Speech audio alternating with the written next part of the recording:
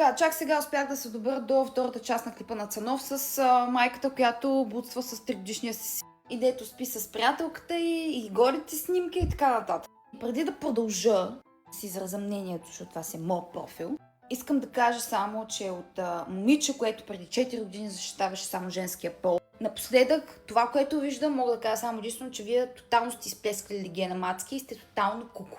От мисленето ви за мъже, от това колко сте индепендент и нямате нужда от мъже, обаче гледате веднага да вземете вниманието на всичко мъжко около вас. До нимфоманството ви, до простотията ви с децата, до простотията, кой трябва да ви издържа. И преди някой да е казал, че ще се направя на Pick Me Girl, нямам нужда да ме пикват, благодаря. Пикнаха ме вече 2 пъти.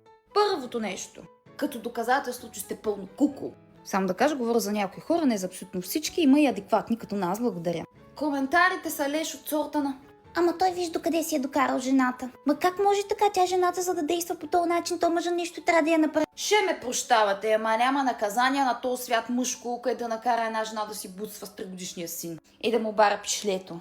Ние като избеснееме на мъжете си, чупиме една чаша и правиме хубав, нали се сещате. Не пипаме пишлетата на синовете си. Второ, аз не съм казала, че ми обясните ли каква е тая нимфомания от вас? Ли обясняваме, че сме много индепендент и нямаме нужда от мъже. Е само в този случай и познавам такива хора и съм виждала такива мати. Както изведнъж нямате нужда от мъже, гледате да вземете мъжа на приятелката си, гледате да покажете гъс на колегата, голите снимки са ви навсякъде. Дори в този случай това е липса на мъжко внимание. Толкова да ти липсва мъжко внимание, че да го искаш от сина си. Вие разбирате ли за какво става въпрос? Едно време ние чакахме пичовете да дойдат при нас. Сега ще ме прощавате, обаче аз ще отпознавам пичове.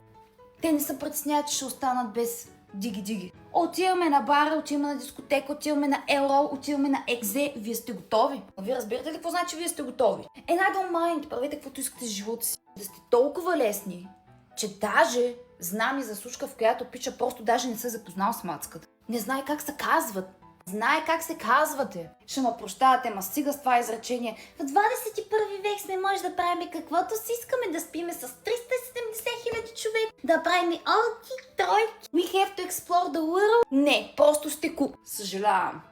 Съжалявам, че ви го казвам. И точно тая нимфомания докарва да си го изкарвате и на децата. И много добре знаете за кои жени говоря и за кои момичета. Гледам аз тук в Оме ТВ разпитват малките момиченца на 13, тя викам, те ма пускат и после го додукам в кене. Какво ви става, бе? После ще станете на 28, на 30 independent woman и ще ревете, че нямате мъж. Ще ревете, че сте сами, ще пускате са цитатите тук в TikTok и в Instagram. Обаче като ви знае половината народ, у нас работа, ще ви вземат само единствено бакуци, защото един свястен мъж не иска такова нещо до себе си. Get it in your head!